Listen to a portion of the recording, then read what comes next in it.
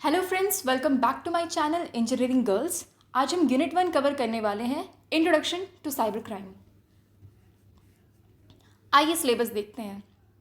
ये सिलेबस है जहाँ पे हम cyber crime, cyber information security, cyber criminals, crimes का क्लासिफिकेशन, उनका scope, what are the survival mantra for citizens, क्या क्या साइबर ऑफेंसेस होते हैं, किस तरह से क्रिमिनल अटैक को प्लान करते हैं, सोशल इंजीनियरिंग क्या होती है, साइबर स्टॉकिंग क्या होती है, साइबर कैफ़ेज़ किस तरह से साइबर क्राइम में हेल्प करते हैं, बॉटनेट्स क्या होते हैं, अटैक वेक्टर क्या होता है, इन सारी चीज़ों को कवर करेंगे।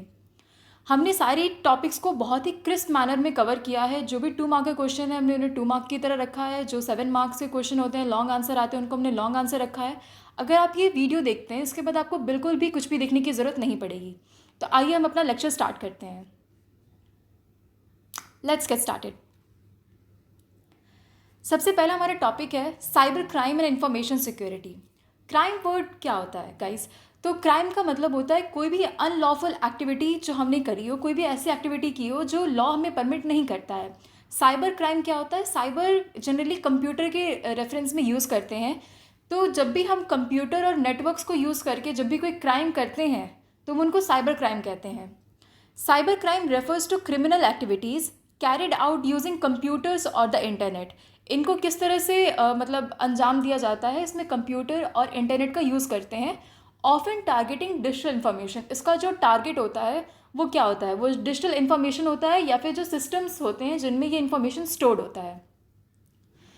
This can include hacking, fishing, identity theft, spreading malware and various forms of fraud committed online. इसमें क्या क्या चीज़ें आती हैं? इसमें होता है कि किसी भी सिस्टम को हैक कर लेना, उसका अनऑथराइज्ड एक्सेस ले लेना। फिशिंग मतलब किसी इंसान को या किसी इंडिविजुअल ऑर्गेनाइजेशन को इस तरह से ट्रिक करके उनकी सेंसिटिव डेटा उनसे लेकर फिर उनकी डेटा का मिसयूज़ करना। आइडेंटिटी थेफ्ट में क्या होता है कि कोई भी इंसान की आइडेंटिटी ले ली जाती है, क्राइम कोई और कमिट करता है, बट क्योंकि उसकी जैसे आधार कार्ड नंबर, जो भी स्पेसिफिकेशन आइडेंटिटी चीज़ें वाली होती हैं, उनका यूज़ करते हैं, जिसकी वजह से क्राइम कोई और कमिट करता है लेकिन नाम वो किसी और के ऊपर आता है। स्प्रेडिंग मालवेयर, ऐसे प्रोग्राम्स बनाना जिसमें वो कंप्यूटर के सिस्टम को जाके ख़राब कर दें, मोबाइल डिवाइसेस को ख़राब कर दें, नेटवर्क को ख़राब कर दें। बाकी various forms of fraud online commit करना। आपने हाल फिलहाल में सुने होंगे कि बहुत सारे फ्रॉड कोविड-19 पैंडमिक के बाद से जो ऑनलाइन फ्रॉड्स हैं वो काफ़ी ज़्यादा इंक्रीज़ हो गए हैं। तो हम देखते हैं साइबर क्राइम वर्ड्स को अलग अलग करके। The term cyber crime combines cyber relating to computers और computer network and crime indicating unlawful activities. It encompasses a wide range of illegal activities that exploit vulnerabilities in digital technologies. हम एक computer को किस किस तरह से use कर सकते हैं? साइबर क्राइम के एस्पेक्ट में हम उसे एज अ टूल यूज़ कर सकते हैं या फिर एज अ टारगेट इस्तेमाल कर सकते हैं। तो एज अ टूल में ये हो सकता है कि मान लीजिए एक अटैकर है, उसका एक पर्सनल कंप्यूटर है, उसने अपने कंप्यूटर को एज अ टूल इस्तेमाल करके किसी और के कंप्यूटर को अटैक किया जो उसका टारगेट था। ठीक है? As a tool, when a computer is used as a tool it serves as a means to facilitate और एग्जीक्यूट द क्राइम। जब हम कंप्यूटर को एज अ टूल यूज़ करते हैं तो वो क्राइम को एग्जीक्यूट करने में हेल्प करता है। ठीक है, यहाँ पे एग्जांपल्स दे रखे हैं किस किस टाइप के क्राइम्स होते हैं। और जब हम एज अ टारगेट यूज़ करते हैं तो द कंप्यूटर और it's data is the primary focus of the attack. तो हम उस टूल का इस्तेमाल करके उस टारगेट पर अटैक करते हैं सो दैट या तो हम उस सिस्टम को डिस्टर्ब कर सकें या फिर उस सिस्टम में जो भी डेटा है उसको हम हार्म पहुंचा सकें या फिर उसका अनऑथराइज्ड एक्सेस ले सकें। आइए पढ़ते हैं इंफॉर्मेशन सिक्योरिटी। इंफॉर्मेशन सिक्योरिटी पढ़ने से पहले मैं आप लोग को बता देती हूँ कि जैसे 2 मार्क्स के क्वेश्चन के लिए ऐसे छोटे छोटे क्वेश्चंस आप प्रिपेयर कर सकते हैं। मतलब ये पहले के क्वेश्चंस में आ रखे हैं, हमने क्वेश्चन पेपर एनालाइज किए थे। साइबर क्राइम डिफाइन करने को आ जाएगा, साइबर क्रिमिनल्स कौन होते हैं वो आ सकता है, साइबर सिक्योरिटी क्या होती है, इंफॉर्मेशन सिक्योरिटी क्या होती है, अटैक वेक्टर्स किनको कहते हैं, और जो भी क्वेश्चंस आएंगे हम धीरे धीरे उनको करते जाएंगे। तो आइए वन बाय वन एक बार देख लेते हैं। साइबर क्राइम मैंने आपको बता दिया कि कोई भी क्राइम जो हम ऑनलाइन कमिट करते हैं, ऑनलाइन नहीं मतलब हम कंप्यूटर सिस्टम्स का यूज़ करके ओवर द नेटवर्क जो क्राइम्स हम कमिट करते हैं उनको हम नहीं कमिट करते हैं। जो भी क्राइम कमिट किए जाते हैं उनको साइबर क्राइम कहा जाता है। साइबर क्रिमिनल्स कौन होते हैं? जो साइबर क्राइम को कमिट करते हैं उनको हम साइबर क्रिमिनल्स कहते हैं। साइबर सिक्योरिटी क्या होती है? साइबर क्राइम से बचाने के लिए अपने सिस्टम्स को सिक्योर करना साइबर सिक्योरिटी के अंदर आता है। अब हम इंफॉर्मेशन सिक्योरिटी के बारे में पढ़ते हैं। ये भी 2 मार्कर के लिए इंपॉर्टेंट है और इससे लॉन्ग मार्क क्वेश्चंस भी आते हैं। Information security focuses on protecting data and systems for unauthorised access. देखिए, वर्ड को सबसे पहले हम ब्रेक कर देते हैं। इन्फॉर्मेशन क्या होता है? कोई भी स्ट्रक्चर्ड डेटा को हम इन्फॉर्मेशन कहते हैं। सिक्योरिटी का मतलब तो आप सब जानते ही हैं। तो information security focuses on protecting data and systems. हम इसमें सिर्फ डेटा प्रोटेक्ट नहीं करते हैं, हम सिस्टम्स को भी प्रोटेक्ट करते हैं जो उस डेटा को होल्ड करते हैं फ्रॉम अनऑथराइज्ड एक्सेस। किसी भी ऐसे अरे गहरे इंसान को उसका अनऑथराइज्ड एक्सेस ना मिल पाए, उससे प्रोटेक्ट करते हैं। वो उसमें कोई मॉडिफिकेशन ना कर सके, कोई डिस्ट्रक्शन ना कर सके, कोई हार्म ना पहुंचा सके। ठीक है। It involves various practices, technologies and policies aimed at safeguarding information assets against cyber threats. इसमें हम मतलब इंफॉर्मेशन सिक्योरिटी के अंदर क्या क्या होते हैं? इसके अंदर डिफरेंट प्रैक्टिसेस होती हैं, टेक्नोलॉजीज़ होती हैं, अलग अलग पॉलिसीज़ होती हैं। आपने सुना भी होगा द IT एक्ट 2000, मुझे एग्जैक्ट याद नहीं है, बट गवर्नमेंट ने बहुत सारी एक्ट्स बनाई हैं जो हम आपकी 5th यूनिट में कवर करेंगे, सो दैट आपकी डेटा सिक्योर की जा सके, कोई भी उसको एक्सेस ना कर सके, आपकी प्राइवेसी ब्रीच ना हो, आपका जो भी इंफॉर्मेशन है, आपके एसेट्स हैं, हम उनको सिक्योर करके रखें। The key aspects of information security often refer to as the CIA triad. ये भी बहुत इंपॉर्टेंट है। देखिए, बहुत सिंपल है CIA, लेकिन आप एक बार आपको पता होना चाहिए, इसके भी 2 मार्क क्वेश्चन आ सकते हैं। C stands for confidentiality, I stands for integrity, A stands for availability. आइए 1 बाय 1 हम सभी टर्म्स को पढ़ते हैं। कॉन्फिडेंशियलिटी, इसमें हम इंश्योर करते हैं कि इन्फॉर्मेशन, जो भी डेटा है, हमारा इन्फॉर्मेशन है, जो भी हमारा सेंसिटिव डेटा है, is accessible only to those authorise to have access. मतलब ये जिनको हमने परमिशन दी है, जिनको हमने ऑथराइजेशन दिया है, सिर्फ वही एक्सेस कर सके, बाकी हमारा जो सेंसिटिव डेटा है वो कोई भी एक्सेस ना कर सके। कॉन्फिडेंशियलिटी का मतलब ये होता है कि चीज़ों को छुपा के रखना, कॉन्फिडेंशियल रखना। Protecting it from unauthorised disclosure. Integrity, maintaining the accuracy and completeness of information. Integrity के अंदर आता है कि हम इसमें प्रिवेंट करते हैं फ्रॉम अनऑथराइज्ड मॉडिफिकेशन। एक होती है ऑथराइज्ड मॉडिफिकेशन कि आपने किसी को परमिशन दे रखी हो, वो मॉडिफिकेशंस कर रहे हो। एक होती है अनऑथराइज्ड मॉडिफिकेशन, तो इसमें हम प्रिवेंट करते हैं फ्रॉम अनऑथराइज्ड मॉडिफिकेशन। ठीक है। तीसरा पॉइंट है availability, ensuring that information and resources are accessible to authorized user when needed, preventing disruption to access.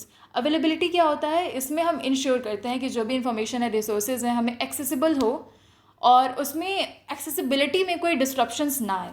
ठीक है। तो अब जो 2 मार्क का क्वेश्चन था कि डिफाइन इंफॉर्मेशन सिक्योरिटी, हमने वो भी वो कर लिया है। बहुत ज़रूरी है ये जानना कि हम जो भी टॉपिक्स पढ़ें, हम आखिर पढ़ क्यों रहे हैं, व्हाट इज़ द नीड। तो आइए हम नेक्स्ट यही पढ़ेंगे, why information security is important. आखिर क्यों हमें इसकी ज़रूरत पड़ रही है। प्रोटेक्ट सेंसिटिव डेटा, क्या क्या रीजंस हैं कि हमें इसकी ज़रूरत पड़ रही है। Safeguards personal, financial, confidential information from unauthorised access and breaches. ये बहुत ही कॉम्प्लेक्स है, बट सिंपली आप ये लिख सकते हैं कि आपको अपना सेंसिटिव डेटा प्रोटेक्ट करना है फ्रॉम किसी भी, आपका चाहे वो पर्सनल डेटा हो, फाइनेंशियल डेटा हो, कोई भी आप ऐसी कॉन्फिडेंशियल इंफॉर्मेशन हो, किसी भी अनऑथराइज्ड एक्सेस से आपको उसको प्रोटेक्ट करना है। Maintains trust, ensures the reliability and trustworthiness of system, fostering user confidence in services and transactions. मान लीजिए आपने कोई ऑनलाइन पेमेंट किया, कोई ट्रांजैक्शन किया और वो ट्रांजैक्शन फेल हो गया, या फिर आपने जिसको मनी सेंड की उसके पास गया ही नहीं, तो आपको ट्रस्ट, आप उस सिस्टम के ऊपर ट्रस्ट कैसे होगा। इसीलिए बहुत ज़्यादा इंपॉर्टेंट होता है मेंटेन करना ट्रस्ट का अपने ऑर्गेनाइजेशंस का, उनकी कस्टमर्स के साथ, सो दैट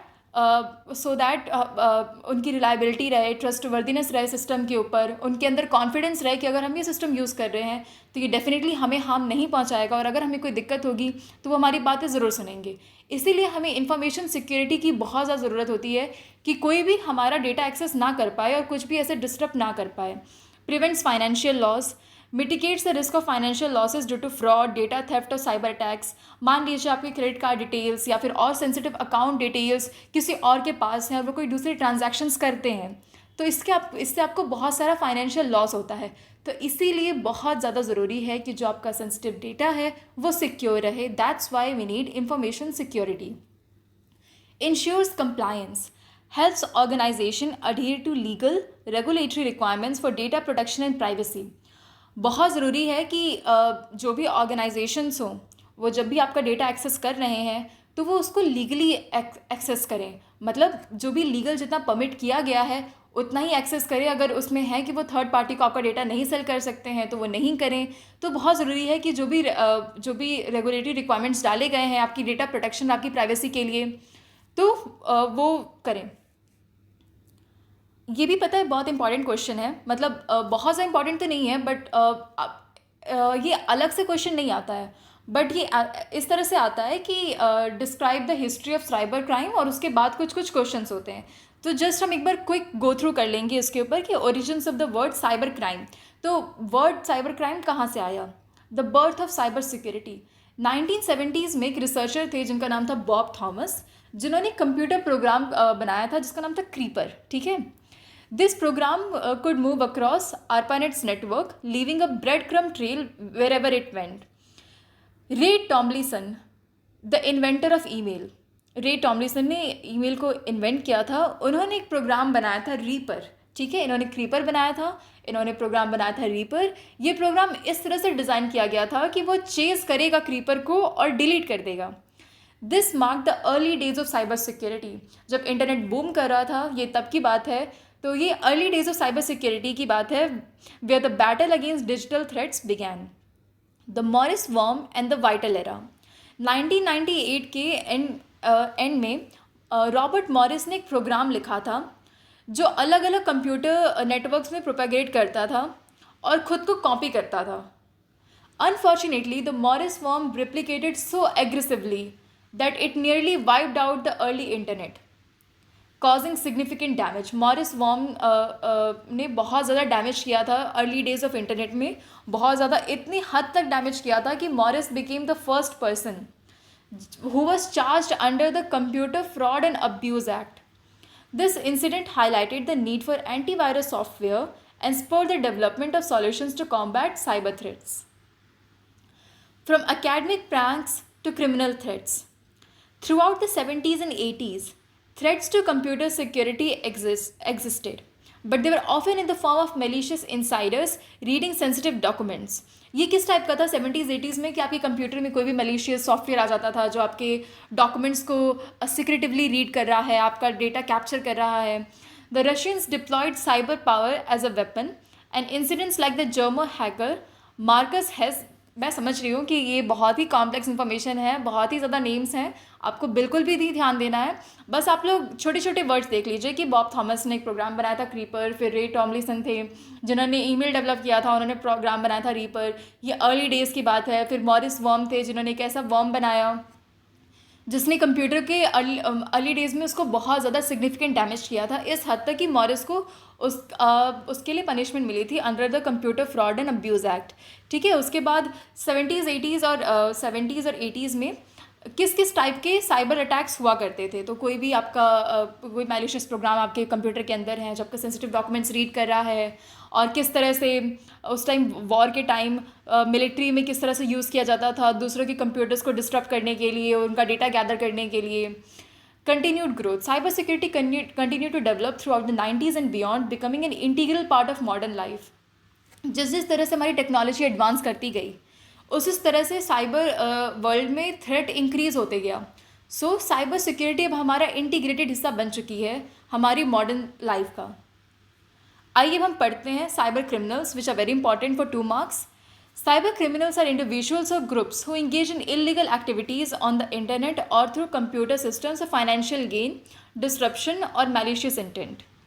ये वो क्रिमिनल्स होते हैं, या तो ये इंडिविजुअल्स होते हैं या फिर ग्रुप्स होते हैं जो इलीगल एक्टिविटीज़ में इंगेज रहते हैं इंटरनेट पे और थ्रू कंप्यूटर सिस्टम या तो उनको फाइनेंशियल गेन चाहिए होता है, जैसे बहुत बड़ी बड़ी कंपनीज़ का डेटा हैक कर लेते हैं, या फिर आपने कई बार सुना होगा कि किसी WHO को इतने का नुकसान हुआ, या फिर बहुत बड़ी बड़ी कंपनीज़ का डेटा लीक कर दिया गया, उनको इतना फाइनेंशियल लॉस हुआ, या फिर वो उनसे रैंसम मनी मांगते हैं, डिस्ट्रप्शन, या फिर उनकी सर्विसेज को ही डिस्टर्ब कर देते हैं। अभी इंस्टाग्राम वाला हुआ था ना, जहाँ पे इंस्टाग्राम एक्सेस नहीं किया जा रहा था।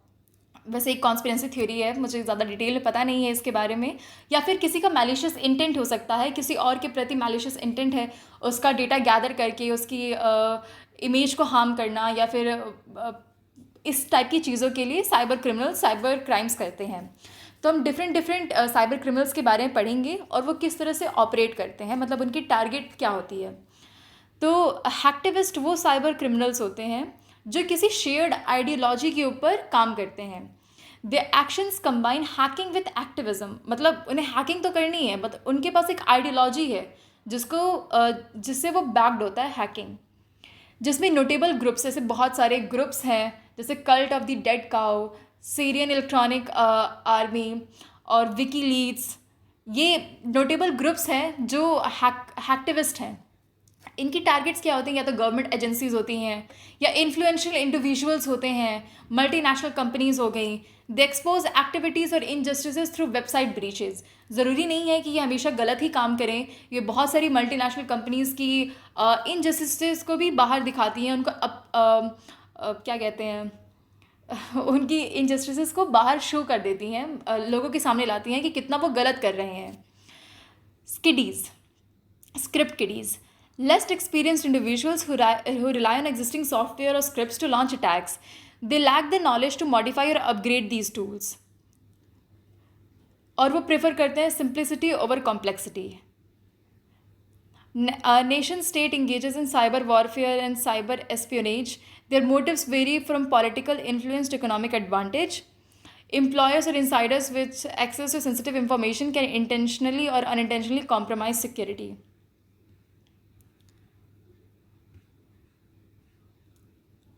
ये different types of cyber criminals थे और वो किस तरह से ऑपरेट करते हैं। हैक्टिविस्ट वो होते हैं जिनकी शेयर्ड आइडियोलॉजी होती है, वो जनरली बड़े बड़े ग्रुप को टारगेट करते हैं, such as government, influential individuals, multinational companies और बाकी लोग। ये बाकी कुछ जो इंडिविजुअली रन करते हैं वो लेस एक्सपीरियंस्ड होते हैं, वो एंड उसके बारे में आप यहाँ पे पढ़ सकते हैं। Nation state engage in cyber warfare, and ये साइबर वॉरफेयर स्टेट एक्टर्स वो होते हैं जो साइबर वॉरफेयर कराते हैं नेशंस के बीच में। नेशन के अंदर भी करा सकते हैं, नेशन के बीच में भी करा सकते हैं, मतलब लोगों के बीच में। Their motives vary from political influence to economic advantage.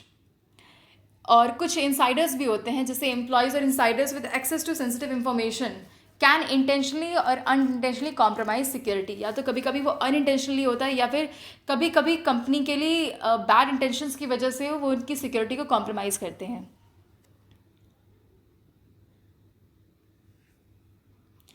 Classification of cyber crime एक और बहुत इंपॉर्टेंट क्वेश्चन है कि why cyber criminal prefer cyber cafes.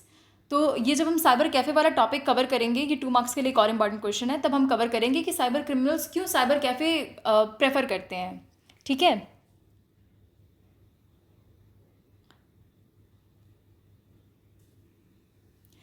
ये भी एक बहुत इंपॉर्टेंट क्वेश्चन है। List and explain various categories of cyber criminals. तो अभी हम क्लासिफिकेशन ऑफ साइबर क्राइम पढ़ते हैं, फिर हम साइबर क्रिमिनल की भी कैटेगरीज के बारे में पढ़ेंगे। साइबर क्राइम किस किस के प्रति, मतलब अगेंस्ट हो सकता है?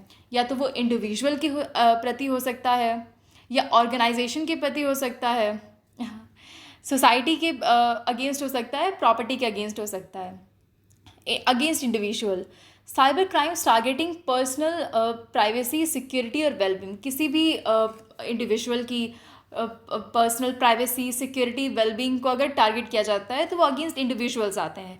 मतलब आप सिंपली समझ सकते हैं, अगेंस्ट इंडिविजुअल में किसी इंडिविजुअल को टारगेट किया जाएगा, अगेंस्ट ऑर्गेनाइजेशन में बड़े बड़े ऑर्गेनाइजेशन को टारगेट किया जाएगा, अगेंस्ट सोसाइटी में सोसाइटी को टारगेट किया जाएगा। सोसाइटी में किस तरह से टारगेट किया जाता है? पब्लिक सिस्टम और सोसाइटल ऑर्डर को डिस्टर्ब करना चाहते हैं, या तो मिस इन्फॉर्मेशन स्प्रेड कर देंगे, जिसकी वजह से क्या होता है, सोसाइटी में लोगों में झगड़े होने लगेंगे, एक दूसरे के ऊपर ट्रस्ट ख़त्म होगा, सोसाइटी का जो बॉन्ड है वो ख़राब होगा, और ये प्रॉपर्टी के अगेंस्ट भी किया जाता है, इन्वॉल्विंग द थेफ्ट और डिस्ट्रक्शन ऑफ डिजिटल और physical property, online fraud, ransomware attack, intellectual property theft and etc. A global perspective on cyber crimes. From a global perspective, cybercrime pose significant challenge and threat that transcend borders. Here, key aspects from a global viewpoint. Cyber crimes के global aspect क्या है? Scope and scale. The interconnected nature of the interconnected nature of the internet allows cyber criminals to operate from any location and target victims globally. Internet की boom की वजह से, internet क्या है? एक दूसरे सभी लोगों को पूरे वर्ल्ड ओवर कनेक्ट करके रखता है. तो because of the interconnected nature of the internet, ये साइबर क्रिमिनल्स को अलाउ करता है कि वो बैठ कहीं और सकते हैं. मतलब वो ऑपरेट कर रहे हैं, मान लीजिए इंडिया से, मतलब वो उनकी फिजिकल लोकेशन इंडिया है, बट वो इंटरनेट के थ्रू यूएस में ऑपरेट कर सकते हैं, चाइना में ऑपरेट कर सकते हैं, कहीं पर भी ऑपरेट कर सकते हैं. Sophistication and evolution includes advancement in malware, social engineering techniques, and exploitation of new vulnerabilities in software and networks.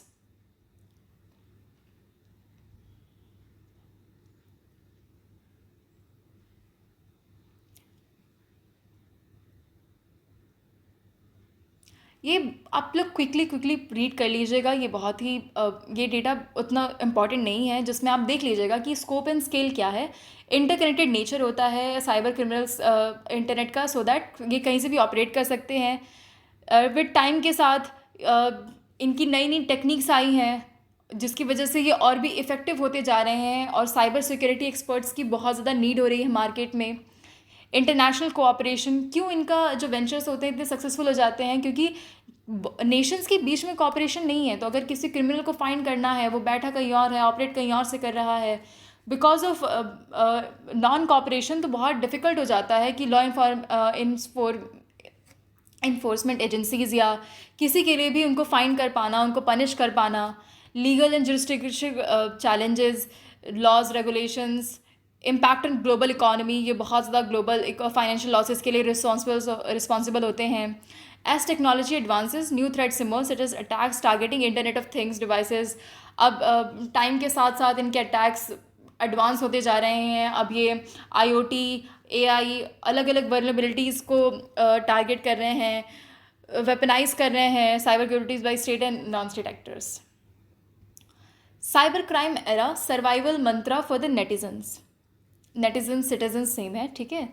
In the cyber crime era, adopting a survival mantra for netizens involve cultivating awareness, adopting best practices and leveraging technology to protect oneself and others online. सबसे पहले आपको क्या करना है? आपने एक quotation सुनी होगी, prevention is better than cure. बाद में अगर कुछ हो जाए तो क्योर तो करना पड़ेगा ही, कोई ऑप्शन नहीं होता है किसी के पास. लेकिन हमें प्रिवेंशन पे ध्यान देना चाहिए. प्रिवेंशन, उसको प्रिवेंट कैसे करें? तो हमारा फर्स्ट स्टेप होना चाहिए प्रिवेंशन. तो आप अपने आप को एजुकेट कीजिए, stay informed about common cyber threats. जैसे अगर आपको पता होगा कि ईमेल्स में आपको कोई भी रैंडम, कोई भी अननोन सोर्स से आए हुए ईमेल की लिंक को क्लिक नहीं करना चाहिए, क्योंकि बहुत पॉसिबिलिटीज़ हैं कि वो फिशिंग के थ्रू आपका डेटा ले लें, या फिर आपके फ़ोन में कोई मालवेयर इंस्टॉल करवा दें जिसका आपको कोई आइडिया नहीं हो. तो अगर आपको ऐसे ऐसे अटैक्स के बारे में पता होगा, या फिर आपको पता होगा कि कोई भी बैंक एम्प्लॉय आपका पर्सनल डिटेल्स वगैरह नहीं मांगते हैं, और अगर कोई ऐसे कॉल करके मांग रहा है, कह रहा है, तो आपको पता होगा, तो आप सेफ रहेंगे उस अटैक से. तो सबसे ज़्यादा पहले इंपॉर्टेंट है educate yourself, understand how these threats work and इनके पोटेंशियल कंसिक्वेंसेस क्या होते हैं. दूसरा होता है use strong passwords. Create strong unique passwords for all your online accounts. बहुत लोगों की आदत होती है, अगर आप लोग की भी आदत है तो प्लीज़ ये चेंज कर लीजिए. वो एक पासवर्ड बनाते हैं और अपने हर अकाउंट पे वही पासवर्ड यूज़ करते हैं. बहुत आजकल इतनी ज़्यादा मैं कहना चाह रही हूँ कि आजकल इतने सारे वेबसाइट्स आ गई हैं जो आपका पासवर्ड प्रिडिक्ट कर सकती हैं, आपके इन्फॉर्मेशन को वो कर सकती हैं. तो बहुत ज़्यादा ज़रूरी है आप स्ट्रॉन्ग पासवर्ड यूज़ कीजिए, और हर अकाउंट के लिए अलग पासवर्ड यूज़ कीजिए, सो दैट आपका पासवर्ड हैक ना किया जा सके. Consider using a reputable password manager to keep track of password securely. Enable 2FA, two factor authentication. इसको बहुत ज़रूरी है, आप हमेशा ऑन करके रखा कीजिए. When ever possible enable 2FA on your accounts for an extra layer of security. अगर किसी को आपका पासवर्ड पता भी चल गया, स्टिल उनके लिए अकाउंट एक्सेस करना उतना ईजी नहीं होता है, बिकॉज आपके ईमेल या फ़ोन नंबर पे फिर से कोड आता है जो आपको वापस से जब आप डालेंगे तभी आपका अकाउंट खुलता है। तो 2FA डबल लेयर सिक्योरिटी बहुत ज़्यादा इंपॉर्टेंट है। This typically involves receiving a code on your phone और email in addition to entering a password. Be wary of phishing attempts. Phishing attempts के बारे में आपको पता होना चाहिए। फिशिंग क्या होती है? फिशिंग एक ऐसा एक्ट है जिसमें किसी भी क्या कहते हैं, अगर कोई साइबर क्रिमिनल है, उसका कोई टारगेट है, तो उससे वो सेंसिटिव डेटा अपने टारगेट से निकलवा लेता है। मतलब ये वो एक्ट है जिसमें उसको वो ट्रिक कर देता है अपना डेटा देने के लिए। मान लीजिए आप मान लीजिए आपका गूगल में काम करना आपका सपना है, तो आपको एक ऐसा मेल आया कि आप गूगल में सिलेक्ट हो गए हैं और प्लीज़ अपनी डिटेल्स फिल कर दीजिए। आपको वो ईमेल बहुत लेजिटिमेट लगी, आपने उसी मतलब वहाँ से फॉर्म खोला, वहाँ पे जितनी भी डिटेल्स थी आपने सब फिल कर दी। लेकिन क्या वो गूगल के पास गई? बिल्कुल भी नहीं। वो साइबर अटैकर के पास गई, क्योंकि उसको पता है कि आपको गूगल में इंटरेस्ट है, तो उसने आपके ही हिसाब से इंजीनियर करके आपको डेटा भेजा और आप उसकी ट्रैप में फंस गए। तो वो ट्रिक कर देते हैं, ठीक है। Verify the authenticity of emails, messages, websites before clicking on links और प्रोवाइडिंग। और जिनको लगता है ना कि सिर्फ एक लिंक क्लिक करना होता है, तो बिल्कुल भी नहीं होता। जब आप एक लिंक क्लिक करते हैं, इट डिपेंड्स आपने किस सोर्स से वो लिंक क्लिक की है। मतलब आप जैसे कई बार होती हैं जो बहुत मैलिशियस वेबसाइट्स होती हैं जिन पे जो लिंक्स आती हैं, अगर आपने उसको क्लिक की, बहुत पॉसिबिलिटीज़ है कि आपके बैकग्राउंड में वो कोई सॉफ्टवेयर या कुछ इंस्टॉल कर देते हैं जिसका कोई आइडिया आपको नहीं होगा। तो आप सोच समझ के किया कीजिए। हमेशा जो आई बटन है उसे चेक किया कीजिए कि क्या वो कनेक्शन सिक्योर है क्या नहीं है। कुकीज़ कलेक्ट करना, इन सारी चीज़ों का बहुत ध्यान दिया कीजिए। ऑन क्लिकिंग और providing personal information, be cautious of unexpected attachments और रिक्वेस्ट फॉर सेंसिटिव डेटा। और ईमेल से तो कुछ भी, जब तक आपको कंफर्म नहीं है सोर्स, कुछ भी डाउनलोड नहीं करना चाहिए, कोई भी लिंक ऐसे नहीं क्लिक करनी चाहिए, ठीक है। Update software and devices. Keep your operating system, antivirus software and applications up to date with the latest security patches and updates. Cyber criminals often exploit vulnerabilities in outdated software. और क्या होता है कि अपने टाइम टू टाइम अपने software devices को update कीजिए। तो यही सर्वाइवल मंत्रा है कि आपको एजुकेट करना है। पासवर्ड स्ट्रॉन्ग यूज़ कीजिए, 2FA यूज़ कीजिए, फिशिंग अटेम्प्ट्स के बारे में आपको नॉलेज होनी चाहिए। सिर्फ फिशिंग नहीं होता, आगे के लेसन्स में पढ़ेंगे। फिशिंग भी होता है, विशिंग भी होता है, और अलग अलग और टाइप के अटेम्प्ट्स भी होते हैं, वो हम आगे कवर करेंगे। Update softwares end devices. अपने सॉफ्टवेयर्स और डिवाइसेस को अप टू डेट रखिए कि सो दैट जो भी एंटीवायरस सॉफ्टवेयर है, आपका सिस्टम है, वो अप टू डेट रहे लेटेस्ट सिक्योरिटी के साथ, ठीक है। आगे आता है secure your network. Use a firewall and secure wifi encryption for your home network. Avoid using public wifi. आपको पब्लिक वाईफाई यूज़ नहीं करना चाहिए, ठीक है। बहुत सारे रीजंस हैं, क्योंकि जब भी आप पब्लिक वाईफाई एक्सेस करते हैं, जब भी आप कोई इंटरनेट एक्सेस करते हैं, तो उसमें आपने किस वेबसाइट को विजिट किया, उसमें आपने कौन सी लिंक क्लिक किया, आपने क्या सर्च किया, हर एक इन्फॉर्मेशन उस इंटरनेट प्रोवाइडर के पास चला जाता है। तो मान लीजिए आप कोई अपना गूगल पेमेंट कर रहे हो, आपने उस वाईफाई का यूज़ करके अपना पेमेंट किया, तो आपका जो अकाउंट नंबर है, जो आपका अकाउंट नंबर जो आपने डाला, या फिर जो आपने पासवर्ड डाला, वो उसके नेटवर्क पे सेव हो गया, तो वो एक्सेस कर सकता है। तो बहुत ज़रूरी होता है कि आपको पब्लिक वाईफाई यूज़ करना अवॉइड ही करना चाहिए सेंसिटिव ट्रांजैक्शन के लिए, ठीक है। हमेशा फायरवॉल और सिक्योर वाईफाई इंक्रिप्शन यूज़ कीजिए। Backup your data. Regularly backup important data in files to secure location such as external hard drive और क्लाउड स्टोरेज। ये इंपॉर्टेंट स्टेप है, बिकॉज मान लीजिए कभी गलती से अनइंटेंशनली, आपको पता नहीं हो, आपको ट्रिक कर दिया गया हो, आपने ऐसा कोई सॉफ्टवेयर आपके पीसी या फिर आपके मोबाइल में डाउनलोड हो जाता है, जिसकी वजह से आपका जो एसेंशियल डेटा है वो इरेज कर देता है। तो बहुत ज़रूरी है उस डेटा का आपके पास बैकअप होना चाहिए, सो दैट आपकी जो इतनी मेहनत है वो वेस्ट ना जाए, आप अपना डेटा फिर से एक्सट्रैक्ट कर सकें। Monitor financial statement. अपने बैंक स्टेटमेंट्स को रेगुलरली रिव्यू किया कीजिए, किया करते रहिए कि कोई भी ऐसा तो नहीं है जो ट्रांजैक्शन उसमें शो कर रहा है जो आपने नहीं किया हो, ठीक है। Unauthorised activity. Report and seek help. अगर आपके साथ साइबर क्राइम हो जाता है तो बहुत ज़रूरी है, आप अगर विक्टिम बन जाते हैं तो बहुत ज़रूरी है कि आप relevant authority such as cyber crime agencies हैं हमारे इंडिया में, गवर्नमेंट बहुत सारी हैं जो क्राइम को रजिस्टर करती हैं, उनके ऊपर एक्ट करती हैं, तो आप उनसे हेल्प ले सकते हैं, असिस्टेंस ले सकते हैं। Practice safe online behaviour. कुछ भी डाउनलोड ऐसा वैसा सॉफ्टवेयर मत किया कीजिए, बहुत कॉशियसली इंटरनेट को यूज़ किया कीजिए। लिमिट द पर्सनल इन्फॉर्मेशन, जो आप अपना पर्सनल इन्फॉर्मेशन इंटरनेट पे डालते हैं उसको बहुत लिमिट किया कीजिए for privacy settings accordingly. Cyber offences, how criminal plan the attacks, social engineering, cyber stalking, cyber cafe and cyber crimes, हम सब टॉपिक्स को अब कवर करेंगे। तो साइबर ऑफेंसेस में सबसे पहले क्रिमिनल्स अटैक को कैसे प्लान करते हैं, और मैं आपको बता दूँ कि क्वेश्चन इंपॉर्टेंट है तो बहुत ध्यान से सुनिएगा। Cyber offences encompasses a variety of cyber activities conducted through digital means. Let's discuss each of them one by one. तो सबसे पहले प्लानिंग साइबर अटैक क्या करते हैं। साइबर क्रिमिनल आपका इन्फॉर्मेशन गैदर करते हैं, आपकी वीकनेस को आइडेंटिफाई करते हैं, मतलब अपनी टारगेट की वीकनेस को आइडेंटिफाई करते हैं। This could involve researching organisational structure, employ roles, network configuration, personal detail. आपको प्रॉपर आपके बारे में वो स्टडी करते हैं और आपकी वीकनेस को आइडेंटिफाई करते हैं। They use tools to scan for vulnerabilities in systems, networks और applications. This might include looking for open ports, unpatched software और insecure configuration. ठीक है, फिर वो स्कैनिंग करते हैं सो दैट आपके सिस्टम में कहाँ से एंटर कर पाएँ, कहाँ से अपना अटैक वो कर पाएँ। तो वो आपके ओपन पोर्ट्स या फिर आपका आउटडेटेड सॉफ्टवेयर उसको चेक करते हैं कि और कहाँ से आपकी वल्नरेबिलिटी को एक्सप्लॉइट कर पाएँ। फिर जो नेक्स्ट स्टेप आता है वो एक्सप्लॉइटेशन होता है। अगर वो एक बार आइडेंटिफाई हो गई कि आपकी कमज़ोरी क्या है, the attackers craft and execute exploits to gain unauthorised access. This might involve deploying malware, SQL injection, leveraging other attack techniques. Maintaining access. After gaining access, criminal may install backdoors to other persistent mechanisms to retain control over the compromised system. Covering attacks. To avoid detection, attackers might delete logs, use encryptions, or also otherwise obscure the activities to prevent forensic investigation. तो simple 5 steps में हमने आपको बता दिया कि cyber attackers जो होते हैं वो प्लानिंग किस तरह से करते हैं आपके साइबर अटैक की। वो सबसे पहले किसी भी टारगेट को ऑब्जर्व करेंगे, उनके बारे में नॉलेज लेंगे, उनकी वीकनेस को आइडेंटिफाई करेंगे, फिर उनके सिस्टम को स्कैन करेंगे कि वो अटैक कहाँ से कर सके ये पता करेंगे।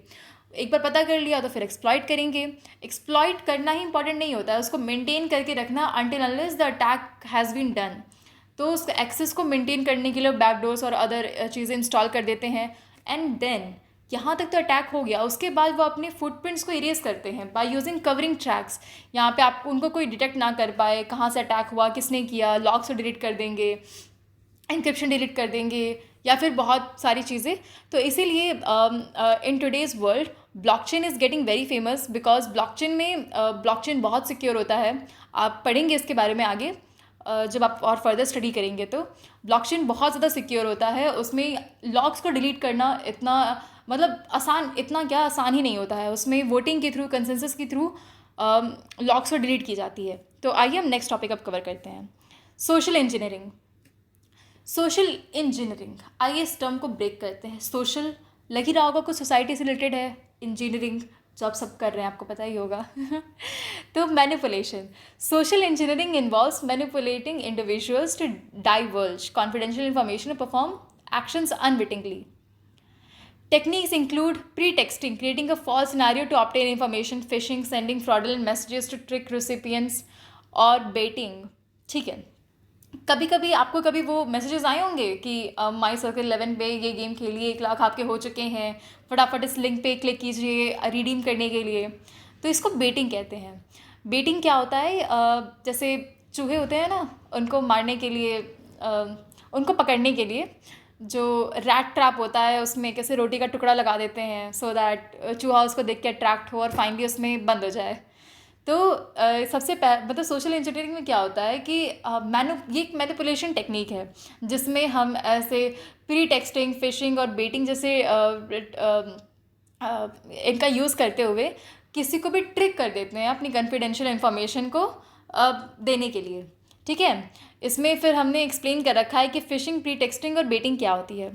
फ़िशिंग मैंने आपको समझा दिया है फ़िशिंग क्या होती है। Pretexting, criminals create a fabricated scenario to gain the target's trust and illicit confidential information, for example IT support representative. इसमें क्या होता है कि यहाँ पे जो लोग होते हैं वो किसी और की तरह अपने आप को शो करते हैं मान लीजिए मुझे कॉल आता है कि मैं आपकी बैंक से बात कर रही हूँ, मैम आपका ये हो गया है, वो हो गया है, आपका ऐसा नहीं हो पाएगा, वैसा नहीं हो पाएगा।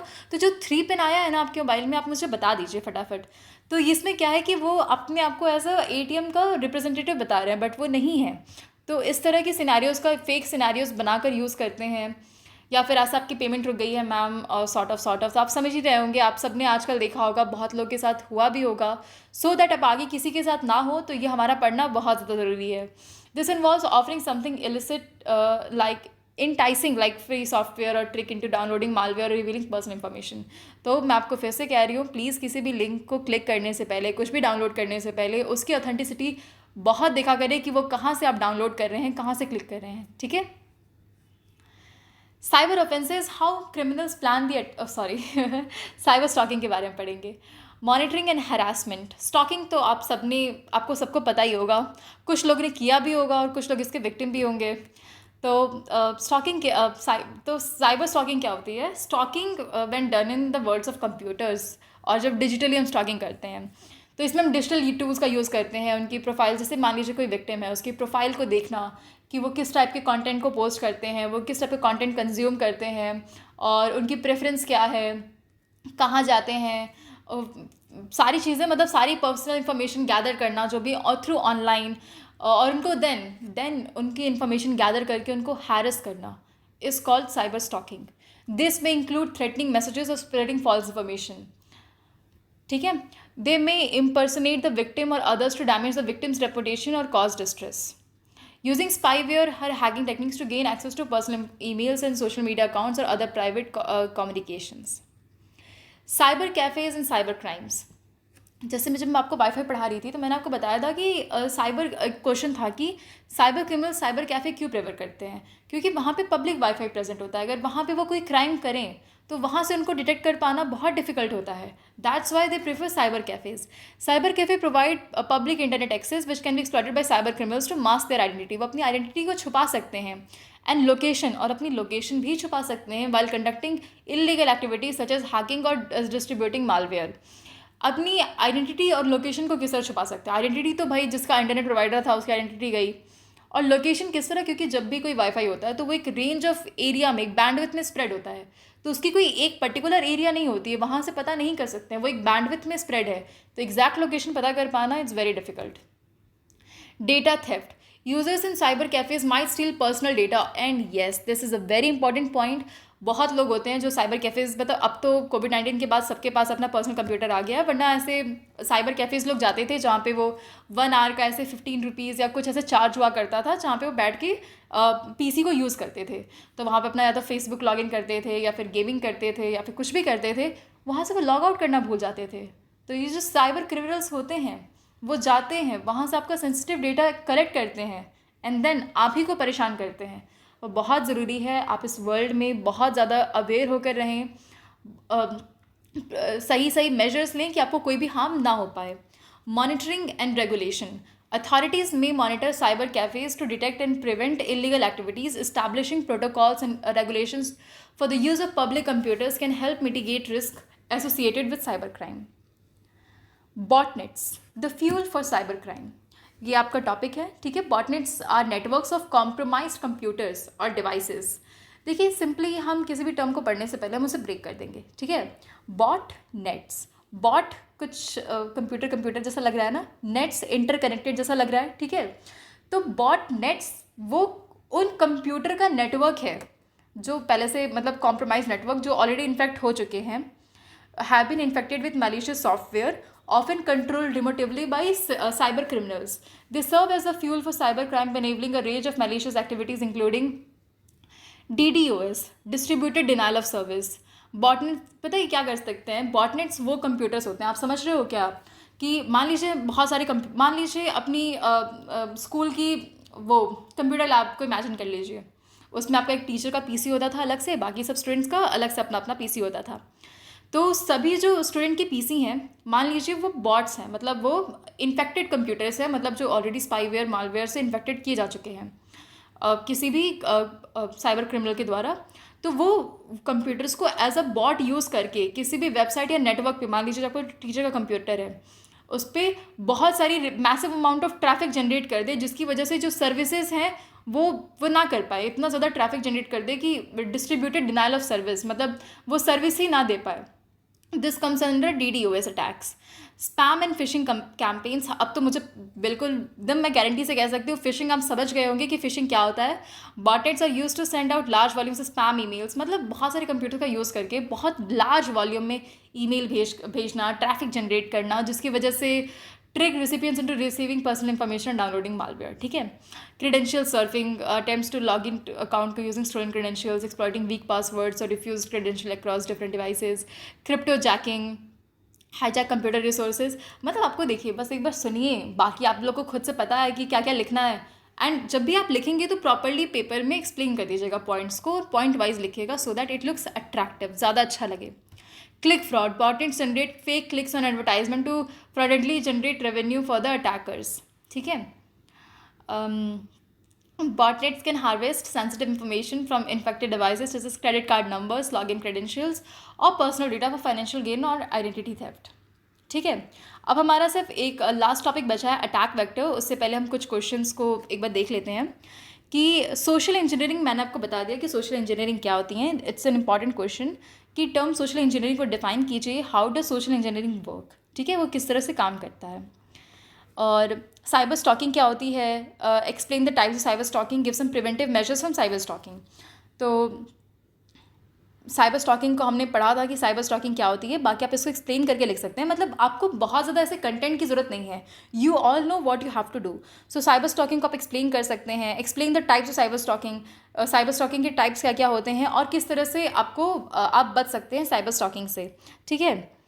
एंड देन सर्वाइवल मंत्रा क्या है सिटीजन्स के लिए इन दिस साइबर एरा, ठीक है। और क्वेश्चन हो सकते हैं, ह्यूमन बेस्ड और कंप्यूटर बेस्ड सोशल इंजीनियरिंग क्या है। मैं आपको कहती हूँ कि आप इसको प्लीज़ पढ़ के जाएं, क्योंकि प्रीवियस ईयर क्वेश्चन आ रखा है कि what is social engineering, explain human based and computer based social engineering and outline the 5 की principles that constitute an effective survival mantra for netizens, ठीक है। ये तो वही रिपीटेड क्वेश्चन है। फिर आगे एक इंपॉर्टेंट क्वेश्चन है कि जॉम्बी या बॉटनेट नेटवर्क, मतलब बॉटनेट नेटवर्क को ही जॉम्बी नेटवर्क भी कहते हैं, ठीक है। और डिफरेंट अटैक्स क्या क्या हैं, launched with attack vector, explain with need diagram. और क्वेश्चंस हैं साइबर क्राइम और उनकी क्लासिफिकेशन, दैट्स इट। तो हम आखिर अपना टॉपिक कवर करते हैं और फटाफट हमने ये यूनिट रैप अप कर ली है। Attack vector, an attack vector refers to the path और means by which cyber attacks is carried out using against a target. It encompasses the method and techniques that cyber criminals use to exploit vulnerabilities and gain unauthorized access to system, networks or data.